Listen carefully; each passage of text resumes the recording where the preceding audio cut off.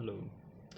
आज हम लोग पढ़ेंगे हिंदी वर्णमाला, जिसमें 30 प्रश्न हैं। देखते हैं आप लोग कितने प्रश्न करते हैं। चलिए शुरू करते हैं। पहला क्वेश्चन है, निम्नलिखित में से कौन सा मूल दीर्घ स्वर नहीं है? निम्नलिखित में से कौन सा मूल दीर्घ स्वर नहीं है? आ, ई, उ या ओ? तो इसमें होगा पहला का डी। पहला का डी। हम देखेंगे मूल दीर्घ स्वर। मूल दीर्घ स्वर कितने होते हैं? तो मूल दीर्घ स्वर होते हैं आपके 4 होते हैं। अ, ई, उ, ऋषिरो।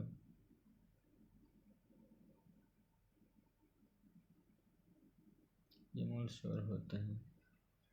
ठीक है, अब दूसरा क्वेश्चन देखते हैं।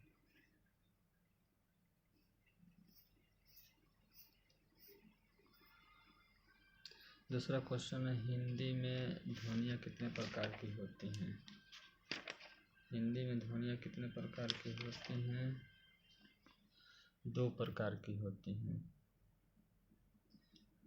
हिंदी में ध्वनियाँ 2 प्रकार की होती हैं। एक होता है स्वर और एक होता है आपका व्यंजन। 2 होती हैं। इसका हो जाएगा आपका ऑप्शन नंबर ए। अब तीसरा क्वेश्चन देखते हैं। मात्रा के आधार पर स्वर कितने प्रकार के होते हैं? मात्रा के आधार पर स्वर कितने प्रकार के होते हैं? तो मात्रा के आधार पर स्वर 3 प्रकार के होते हैं। अगला क्वेश्चन, जीवा के आधार पर स्वर कितने प्रकार के होते हैं? तो जीवा के आधार पर स्वर कितने प्रकार के होते हैं? 2, 3, 4 या 6? तो जीवा के आधार पर स्वर होते हैं 3 प्रकार के। एक होता है अग्रभाग और एक होता है मध्य भाग और एक होता है पश्चिम भाग, यानी जीभ के आगे वाला भाग, बीच वाला भाग और पीछे वाला भाग। तो इसका आंसर हो जाएगा 3। 5वां नंबर देखते हैं। एक से अधिक वर्णों के मेल को कहते हैं। एक से अधिक वर्णों के मेल को क्या कहते हैं? अक्षर कहते हैं, स्वर कहते हैं, व्यंजन कहते हैं, अनुस्वार कहते हैं। तो एक से अधिक वर्णों के मेल को क्या कहेंगे? व्यंजन कहेंगे। ठीक है, क्वेश्चन नंबर 6। ई, चौ, छ, ज, झ, इया आदि का उच्चारण किससे होता है? कंठ से, मूर्धन्य से, तालव्य से या ओष्ठ से? तो आपका इसमें कौन सा आंसर हो जाएगा? सी हो जाएगा। और कंठ, तालव्य, मूर्धन्य का याद करने का सबसे आसान तरीका है के, टी, यम, केटीएम 2। के से आपका हो जाएगा कंठ, टी से तालव्य, एम से मूर्धन्य, डी से दंत और ओ से ओष्ठ। तो ये सब आपका हो जाएगा 6वां का सी। क्वेश्चन नंबर 7, जिनका उच्चारण स्वतंत्रता से होता है, जिनका उच्चारण स्वतंत्रता से होता है और जो व्यंजन के उच्चारण में सहायक होते हैं, उसे क्या कहते हैं? संज्ञा, स्वर, व्यंजन या विसर्ग कहते हैं। क्या कहते हैं? उसको हम कहते हैं स्वर। क्वेश्चन नंबर 8, निम्न में दीर्घ स्वर नहीं है। निम्न में दीर्घ स्वर नहीं है। ई या बड़ा ई, ए या ऐ? कौन सा इसमें दीर्घ स्वर नहीं है? आपका ए हो जाएगा। क्वेश्चन नंबर 9, निम्न में से अंतःस्थ व्यंजन कौन सा है? अंतःस्थ व्यंजन कौन सा है? अंतःस्थ व्यंजन 4 होता है, य, र, ल, व। ये 4 अंतःस्थ व्यंजन हैं। इसमें कौन सा दिया है? Option number C. अब हम आते हैं क्वेश्चन नंबर 10, निम्न में अल्प प्राण व्यंजन कौन सा है? अल्प प्राण व्यंजन कौन सा है? तो अल्प प्राण होता है वर्ग का प्रथम, तृतीय और चतुर्थ। प्रथम, तृतीय और पंचम। और महाप्राण होता है द्वितीय और चतुर्थ वर्ण। वर्ग के द्वितीय और चतुर्थ वर्ण महाप्राण होते हैं। तो पूछा निम्न में अल्प प्राण व्यंजन कौन सा है? तो ख, ग, घ और ठ।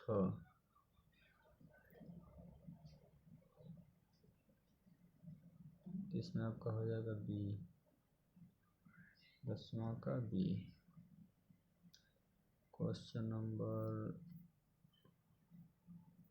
11, निम्न में से घोष वर्ण कौन सा है? घोष वर्ण कौन सा है? ज, क, च, ट।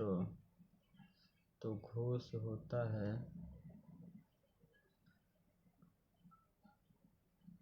घोष, या हम कहते हैं सघोष। ठीक है। तो घोष जो होता है प्रथम, वर्ग का प्रथम और द्वितीय वर्ण घोष होता है। तो च, छ, जो ये नहीं होगा, क होगा, यानी 11 का बी।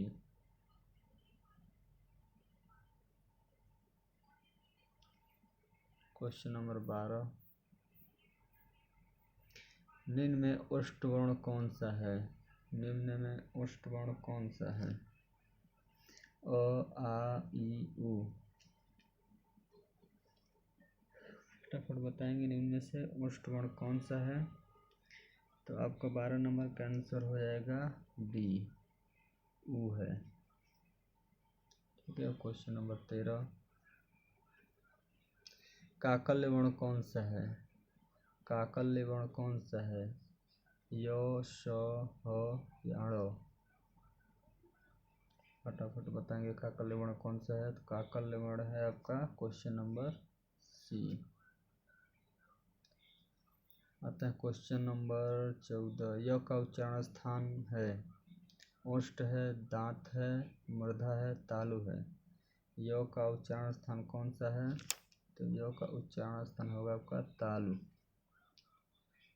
क्वेश्चन नंबर 15, र का विवरण है?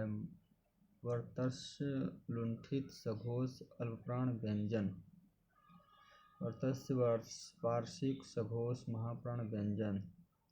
वर्तस्य संघर्षी, अघोष, अल्पप्राण व्यंजन। वर्तस्य स्पर्श, सघोष, महाप्राण व्यंजन। इनमें से कौन सा होगा? इनमें से आपका होगा क्वेश्चन नंबर 15 का ए। 16, अंतःस्थ और ऊष्म वर्ण कितने हैं?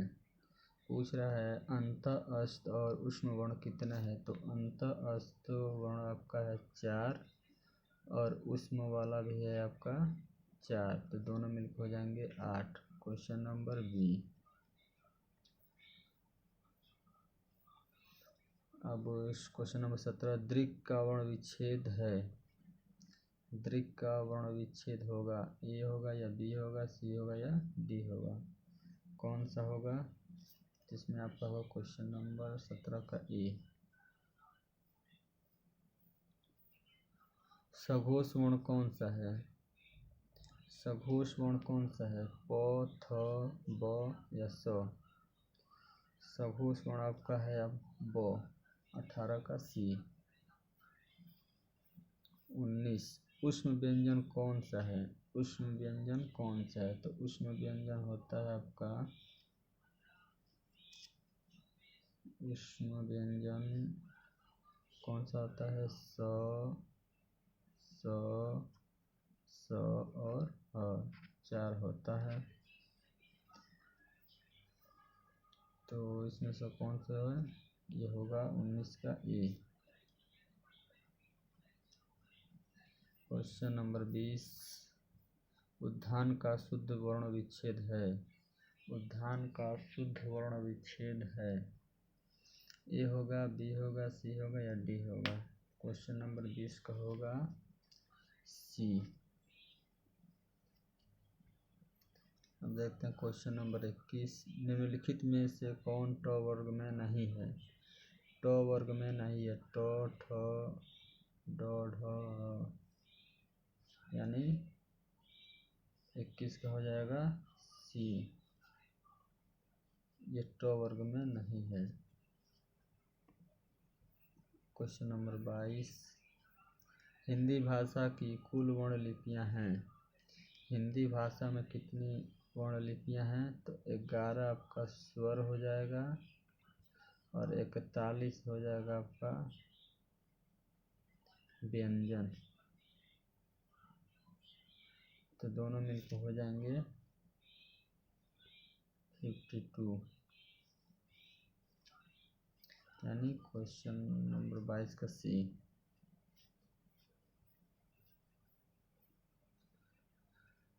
क्वेश्चन नंबर 23 जिनकी ध्वनि केवल मुख से निकलती है वे हैं वृत्ताकार स्वर, समृद्ध स्वर, अनुनासिक स्वर, निर्नुनासिक स्वर।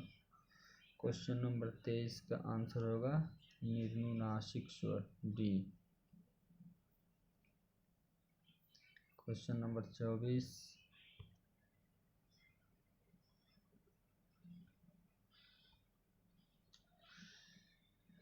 अर्धविपरीत स्वर है। अर्धविपरीत स्वर है, तो अर्धविपरीत स्वर आपका हो जाएगा क्वेश्चन नंबर बी। अब देखते हैं 25 सभी स्पर्श व्यंजन कौन से वर्ग में हैं? स्पर्श व्यंजनों की संख्या कितनी है? स्पर्श व्यंजनों की संख्या 25 है, जो क वर्ग से प वर्ग तक आता है। तो कह रहा है सभी स्पर्श व्यंजन कौन से वर्ग में हैं? तो ये आपका ऑप्शन नंबर सी हो जाएगा। 26 सभी महाप्राण वर्णों वाला वर्ग है। सभी महाप्राण वर्णों वाला वर्ग है, ए है, बी है, सी है या डी है? सभी महाप्राण वर्णों वाला वर्ग कौन सा है? तो 26 का हो जाएगा ए। देखते हैं क्वेश्चन नंबर 27 जब एक ही ध्वनि का द्वित्व हो जाए तब वो क्या कहलाता है? जब एक ही ध्वनि का द्वित्व हो जाए तब वो क्या कहलाता है? संयुक्त ध्वनियाँ, युग्मक ध्वनियाँ, संयुक्त ध्वनियाँ, पारस्परिक ध्वनियाँ। वहाँ हम कहते हैं जब एक ही ध्वनि का द्वित्व हो जाए तो युग्मक ध्वनियाँ कहते हैं। 27 का बी। क्वेश्चन नंबर 28 वह व्यंजन है ऊष्म है, अंतःस्थ है, महाप्राण है, अघोष है।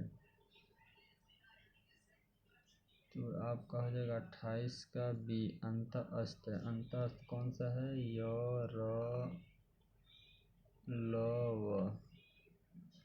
अंतःस्थ व्यंजन है य, र, ल और व का ये हो जाएगा। 29 लिखित भाषा में मूल ध्वनियों के लिए जो चिन्ह मान लिए गए हैं तथा जिस रूप में ये लिखे जाते हैं उसे कहते हैं स्वर, ध्वनि कहते हैं, लिपि कहते हैं, व्यंजन कहते हैं, उसे हम लिपि कहते हैं। 29 का बी। क्वेश्चन नंबर 30 प, फ, ब, भ, म व्यंजन होते हैं दंत्य, ओष्ठ, तालव्य या कंठ। प फ ब भ म कौन से व्यंजन होते हैं? तो ये आपके होते हैं ओष्ठ, बी। और हाँ दोस्तों, वीडियो को शेयर और लाइक ज़रूर करिएगा और चैनल को सब्सक्राइब कीजिएगा डेली ऐसे वीडियो पाने के लिए।